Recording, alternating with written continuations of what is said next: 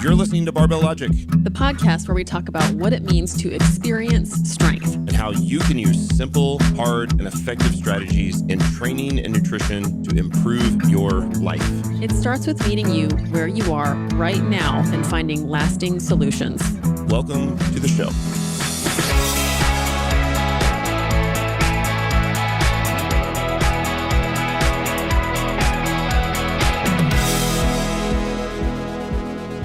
Hello, and welcome to the Barbell Logic podcast. Good to see you. I'm joined today by Andrew Jackson. Andrew Hello. is our Andrew's our Chief Operations Officer, an exclusive coach, and a nutrition coach here at Barbell Logic.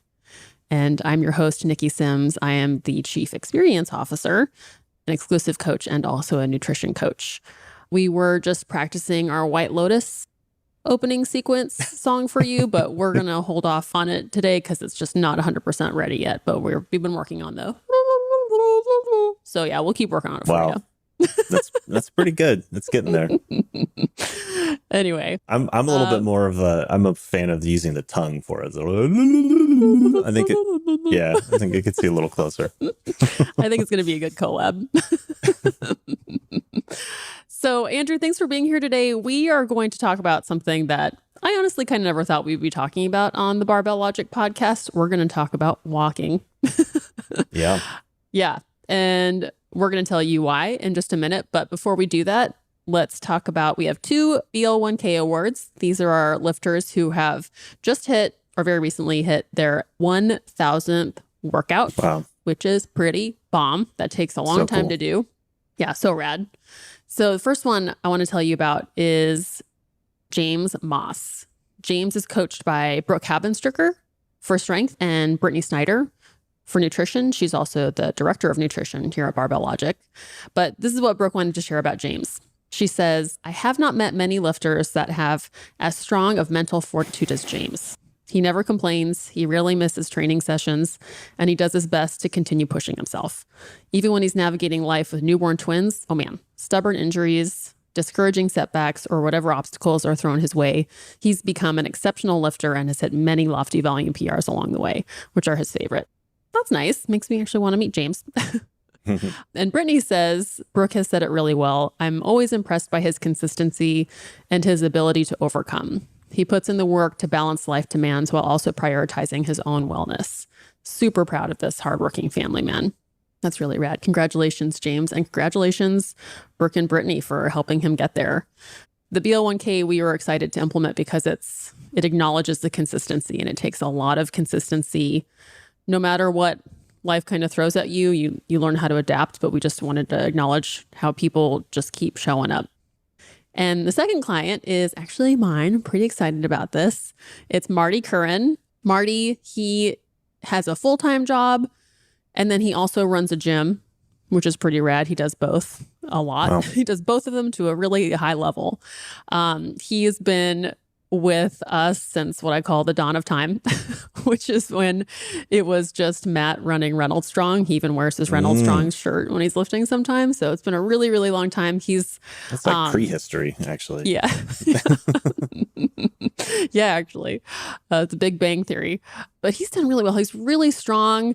He always kind of surprises me. I think as a coach, as a long time I've been doing this, I'm still surprised by when I'm programming. I'm like, well, I think this is what's going to happen when I program. And then he'll go compete and pull like 200 pounds more at his competition than we did in training. I think I saw that video.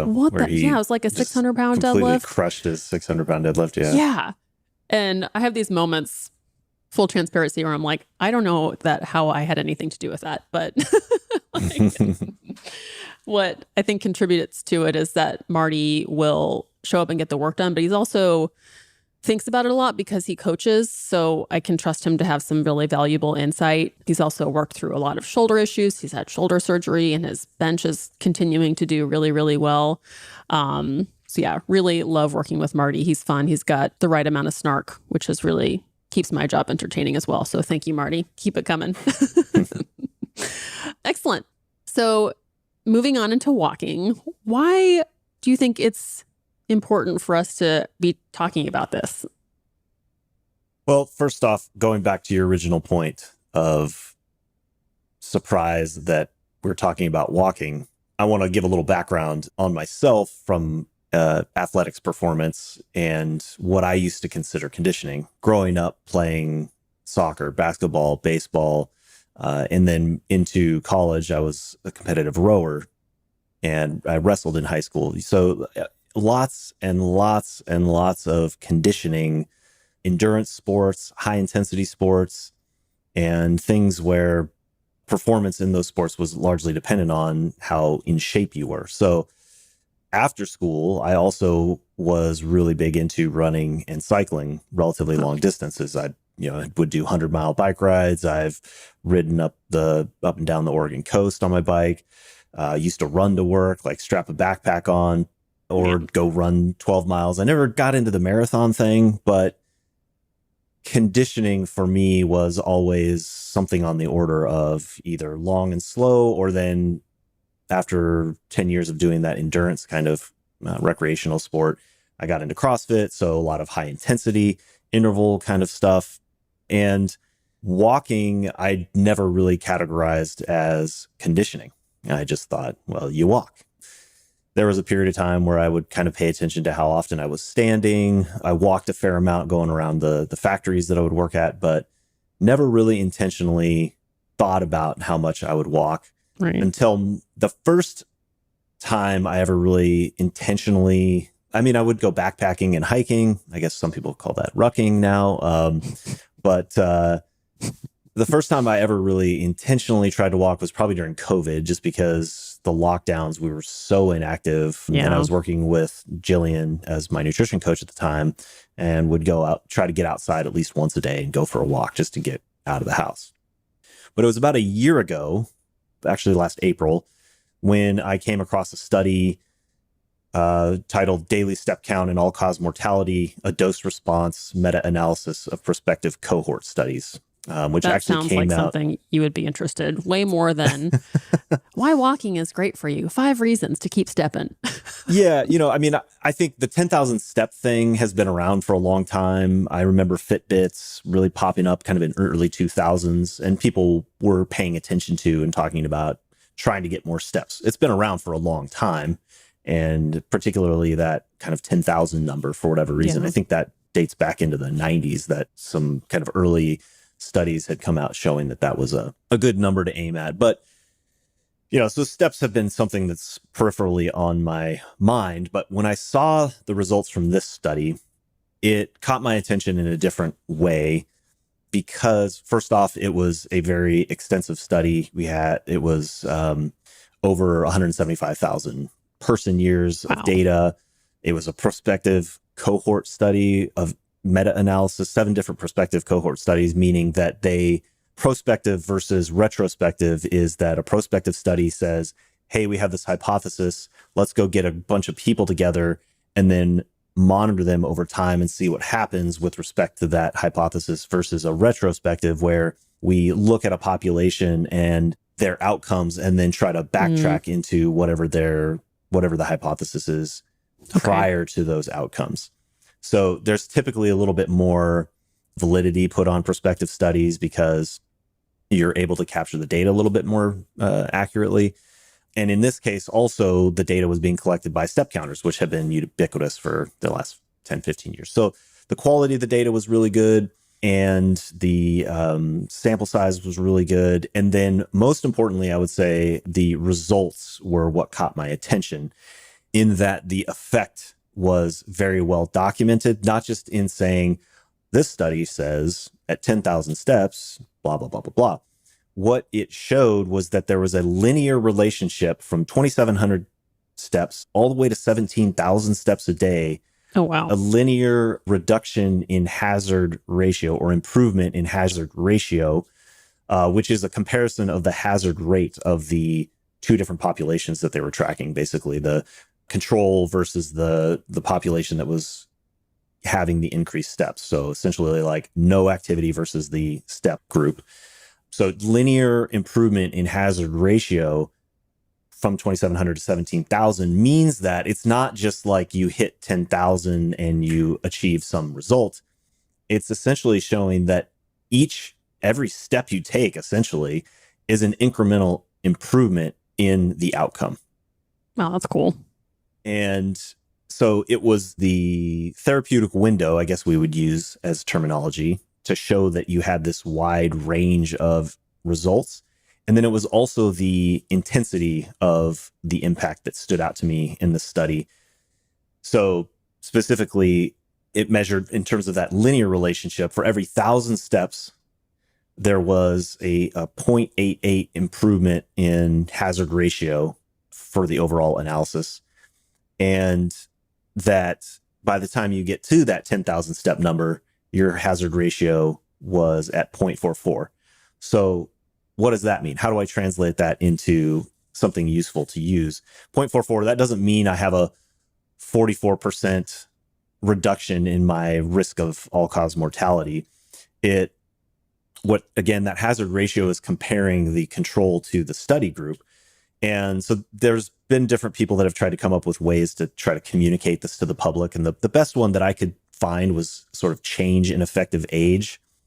And that 0.44 correlates to a change in effective age of 8 years. So wow. The formula is actually pretty simple that they came up with. It's basically 10 times the natural log of the hazard ratio.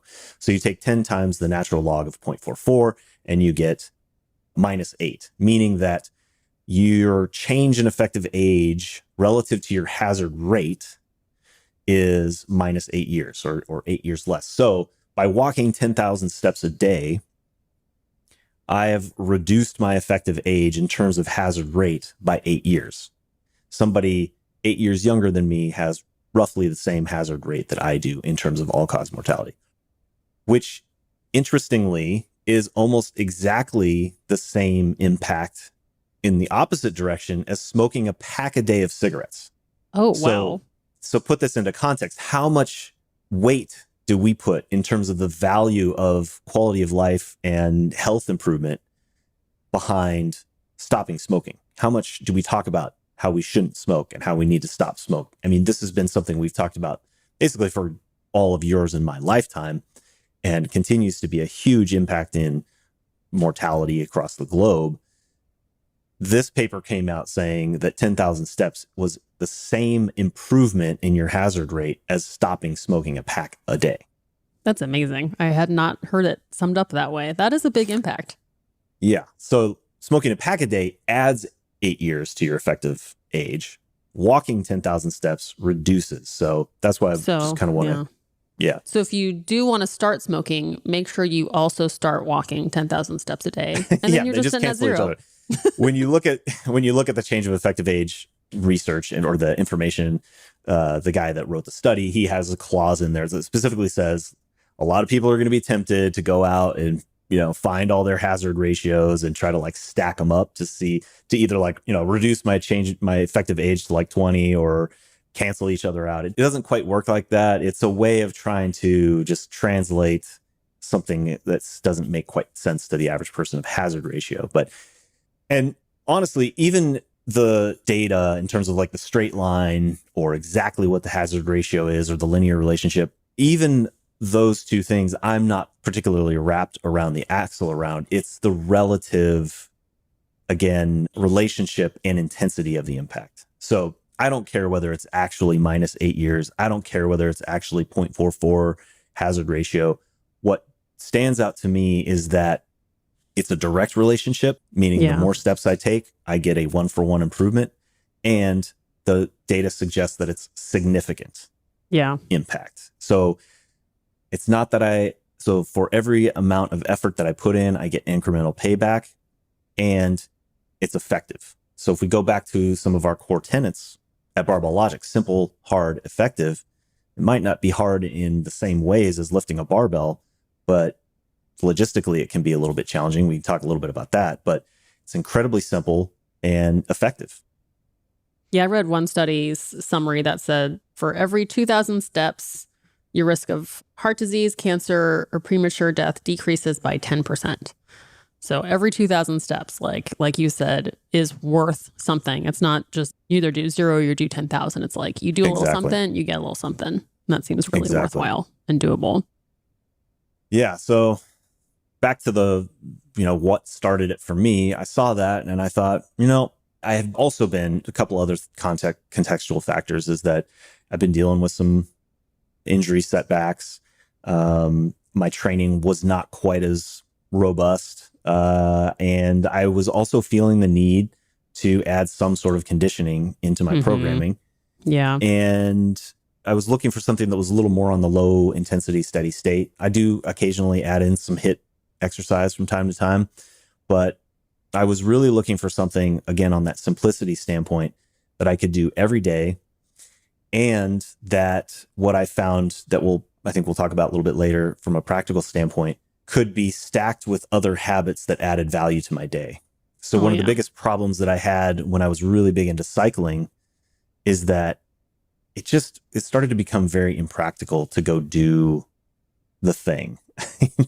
First off, all the equipment, all the gear and et cetera. But I really like the idea of walking being something that I could be sitting at my desk working, sun breaks through the clouds, I throw my shoes on, go.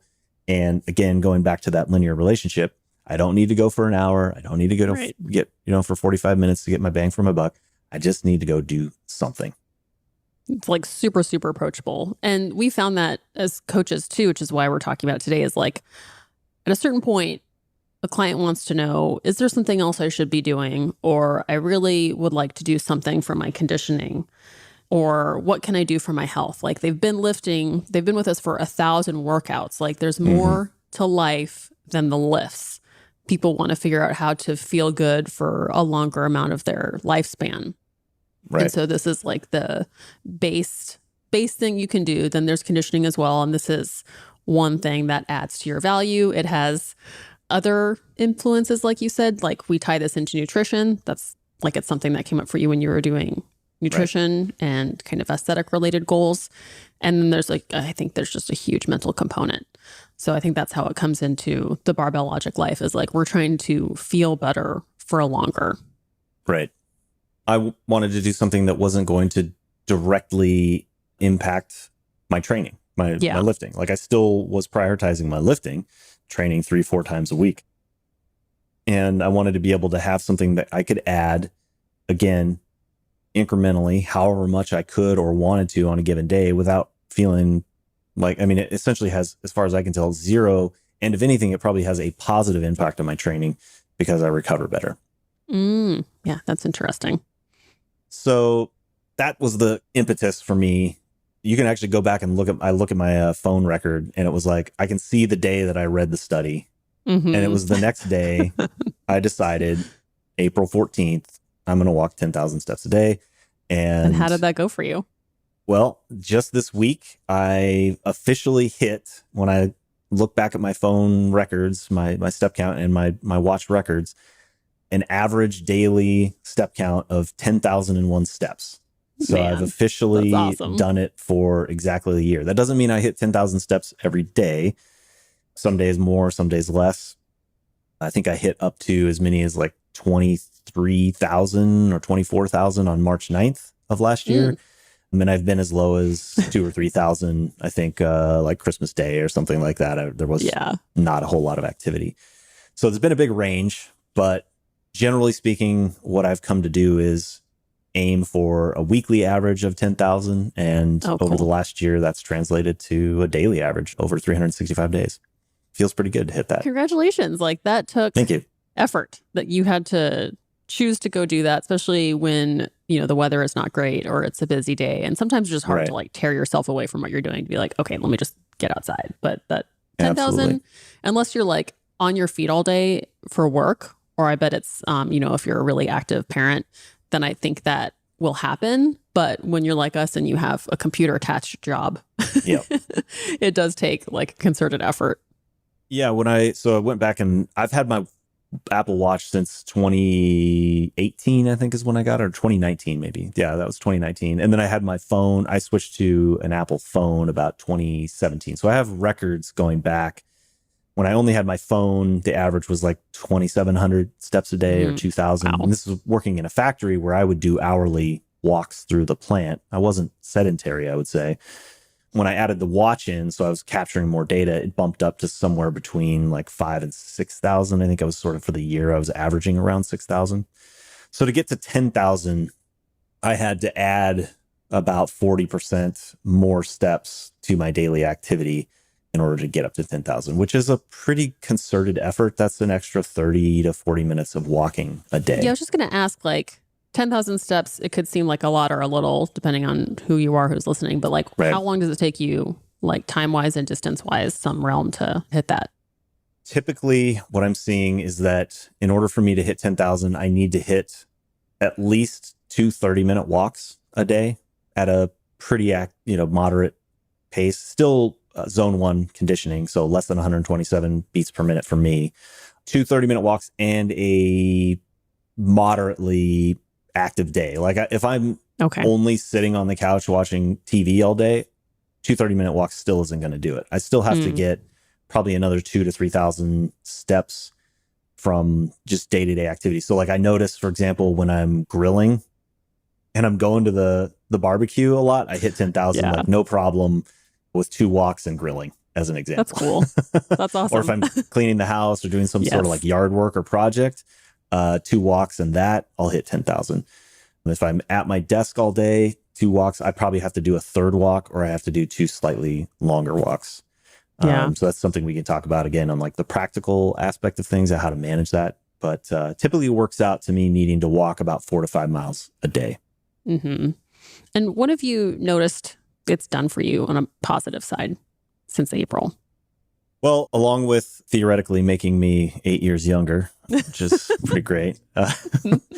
And there's also, so there's other studies as well that suggest that it increases your life expectancy. Yeah, there's this other study we include in our Beyond Lifting Challenge that this leisure time physical activity of moderate to vigorous intensity and mortality, a large pooled cohort analysis from 2012, 6 prospective cohort studies ranging from age 21 to 90, they found that adding up to as much as a 450 minutes of walking per week or brisk walking gained 4.5 years of life expectancy. So theoretically, I'm reducing my risk of death and extending my life.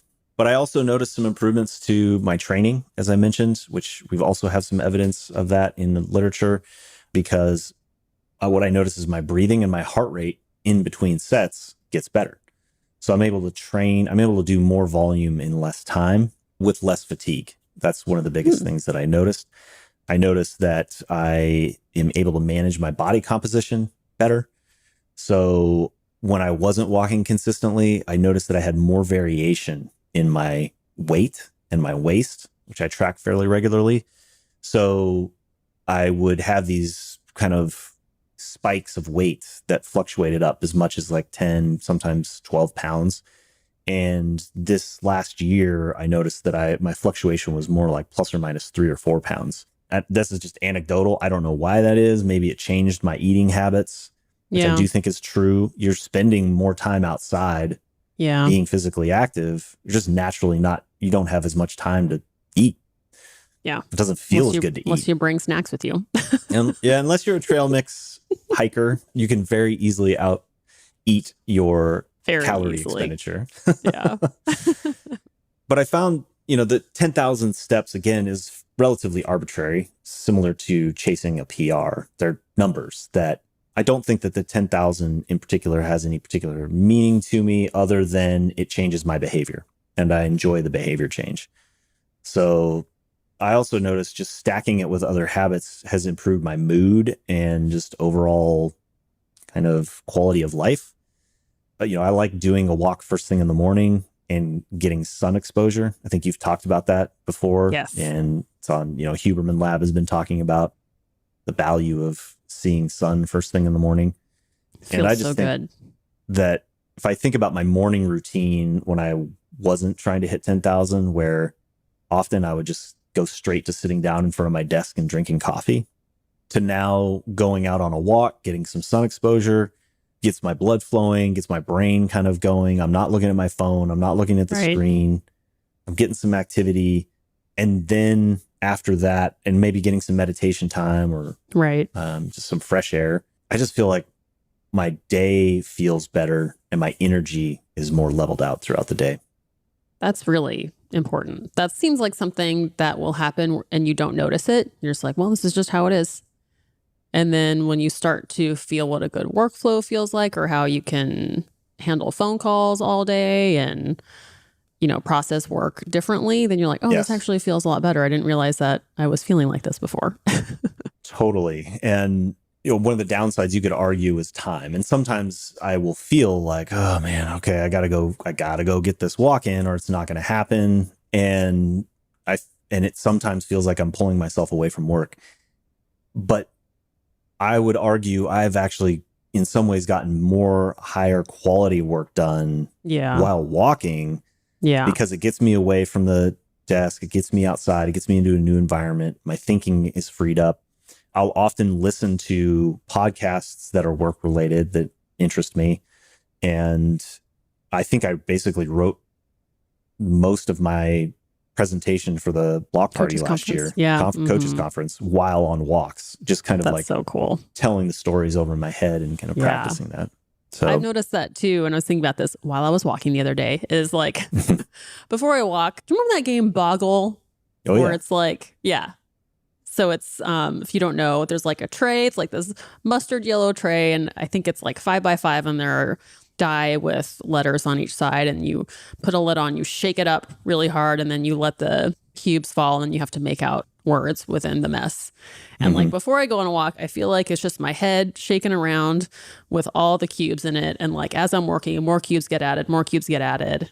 And then when I start walking, it's like that starts to settle and they go somewhere, and then I can start reading words. But it's getting away from the screen. I'll sometimes listen to a podcast and sometimes not, because sometimes I don't want anything else coming into my brain. I just want to like take step after step, watch my dog walk, pick up his poop, and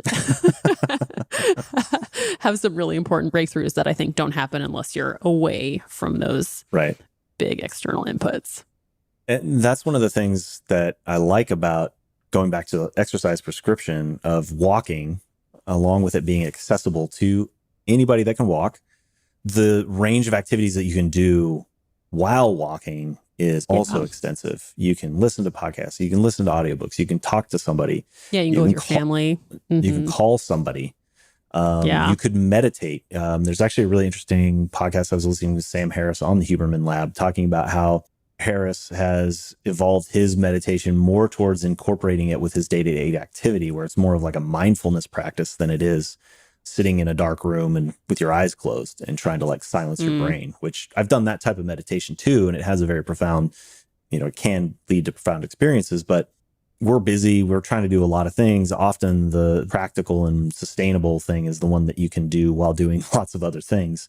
So I love that aspect of walking, that it doesn't require a ton of concentration unless you're going down a slippery hill right outside your, in the mountain or something like that. Or like Matt trying to climb that his cliff mountain. Climbing the cliff. Yeah, you can vary the intensity for sure.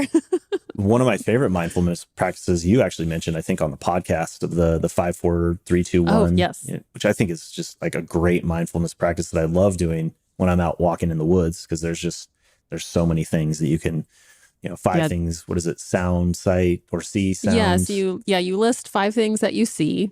Literally anything. It could be the car, it could be your own feet, it could be the color of the sky, whatever. 4 things that you hear, 3 things that you feel. I think that one's really fun. Yeah. And then the last 2 are kind of interchangeable. 2 things that you smell and 1 thing that you taste.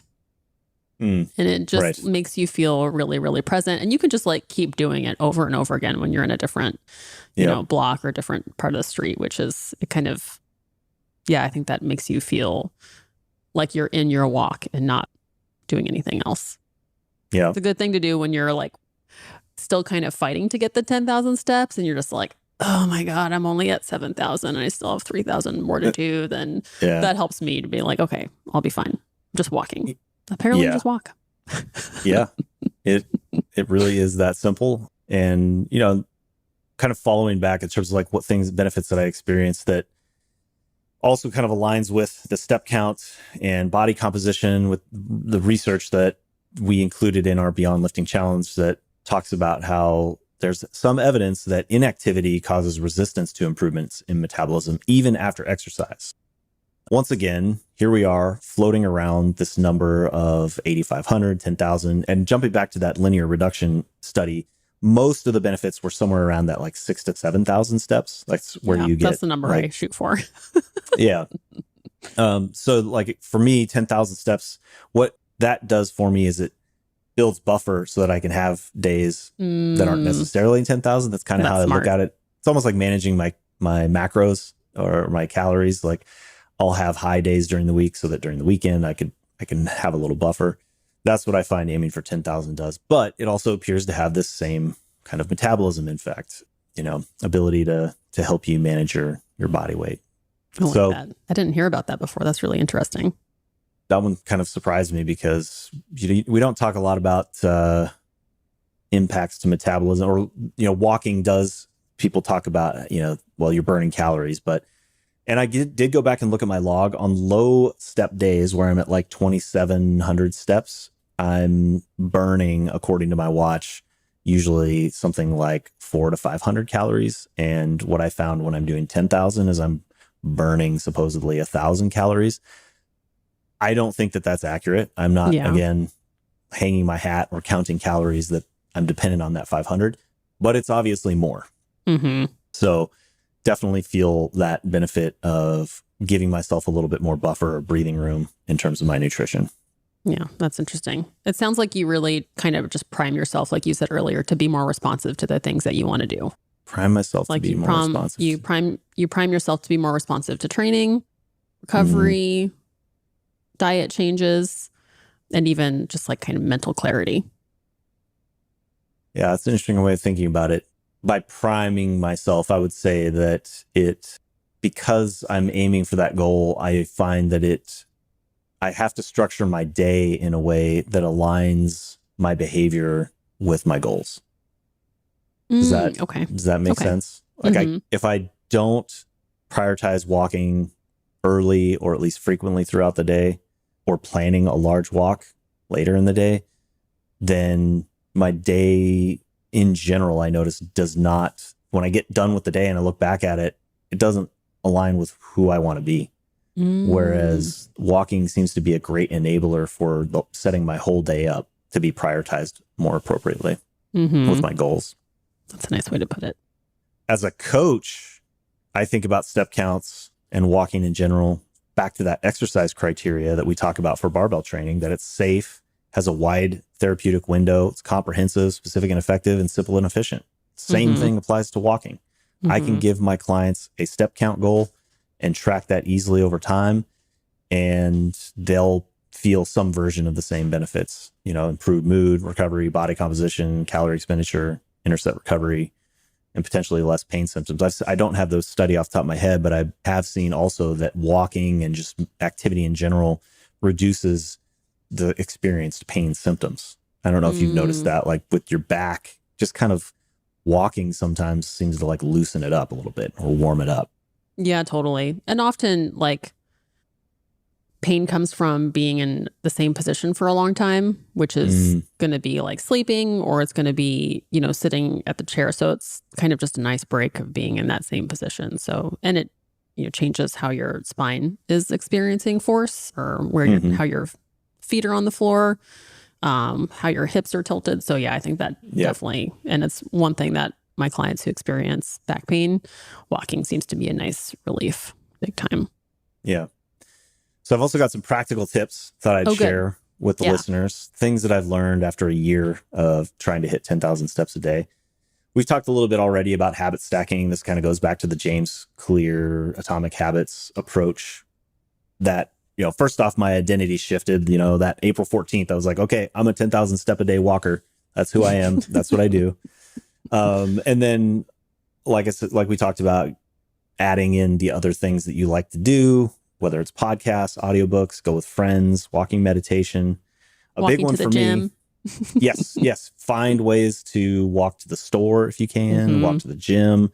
I've definitely found that type of thing changes my steps dramatically without even like adding things that don't feel like I'm going for a walk into the day significantly increase the steps. A lot of that'll depend on how walkable your area is. Yeah. But hopefully you can find ways to do that. Big one for me, especially being in the Pacific Northwest, is to have layers to support going out in any kinds of weather. So, here it's important to have like a shell jacket, like a rain jacket, and rain pants for me was big because that enabled me to just go grab those two things and walk out the door no matter what the weather was. Yeah. You've recently converted me to rain gear, which where I live in California, we usually don't get rain, but we've been getting it. And it is so awesome to just have like an exoskeleton where you're just like, I'm just having a great time in my little shell of dryness. That's right. And, you can put whatever layers you need depending on the temperature underneath and be dry. And then you get home and get right back into work. Yeah. Same with shoes. Having good waterproof shoes to get you through the puddles and stuff is important in the mud so that you don't, what that one really is about from the Atomic Habits perspective is minimizing resistance to whatever the habit change is. So just making sure you don't have an excuse like it's raining to not go outside. Yeah. Feeling safe is kind of can be like a friction point is like, am I visible enough? Like, is it well lit enough? Am I walking in the right neighborhood? Does someone know where I am? And you can use your Apple Watch for a little flashlight. I do that. And I just got my dog a neon collar, and you can, put, wear one of those cool safety vests. There's even an app you can use where you like hold a button down until you're back home in a safe location. And if you take your finger off the button, it asks you, are you okay? And if not, within like a really short amount of time, it'll just call 911. So there's some, hopefully you're not always walking in an area where that's necessary, but it is nice to know that like you don't have to be completely isolated. I'm usually more worried about mountain lions, owls. I've been attacked by an owl. I've seen a mountain lion in the tree on one of my trails. Yeah. But I end up having, fortunately for my biking and hiking days, these really powerful headlamp that I use. So other tips, I think splitting them up makes a big difference. Getting it to a point where you don't have to do more than 20 or 30 minutes at a time. And along with that, have multiple routes planned out. So I would say it took me about 6 months since moving into the house that I'm at now to build out a network of routes that I know pretty much how long and how far I'm going to go on about 6 different routes. And then I know fortunately I live near a big mountain with trails. I can piece together however long I want to go. And that's really nice to be able to do just from a variety standpoint. So you don't feel like you're doing the same loop over and over again. A huge one for me, because I traveled a lot last year, was walking in airports. Now I was doing a lot of connecting flights also, which made a huge difference because I would be flying from regional airports and I'd have, an hour or so, hour and a half between flights.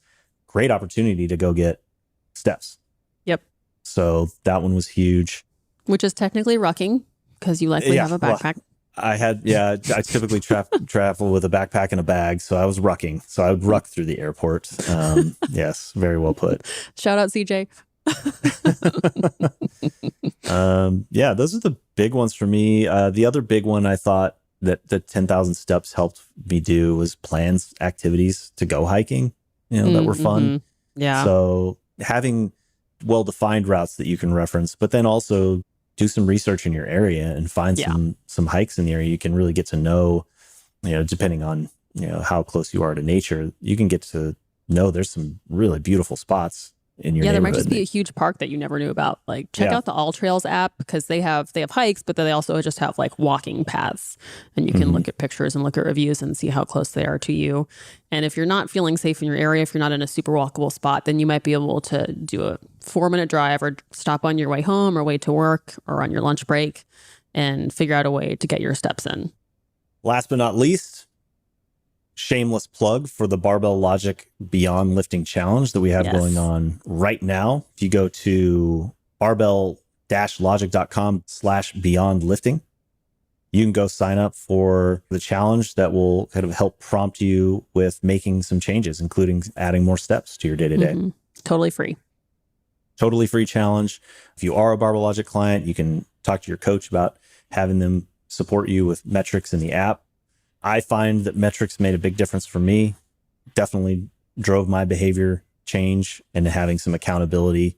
I also have, use the exercise rings on my watch and have friends that are following along with me. So there's also that fun way to have some accountability and visibility to getting my steps in too. Yeah, it's fun. Oh, wow. Thanks for sharing all that. I think that's really rad that you hit the 10,000 mark. You're able to Thank you. Tell us how it works for you. And it's neat to see you 8 years younger. Congratulations. Yeah, I'm feeling pretty good. What is it?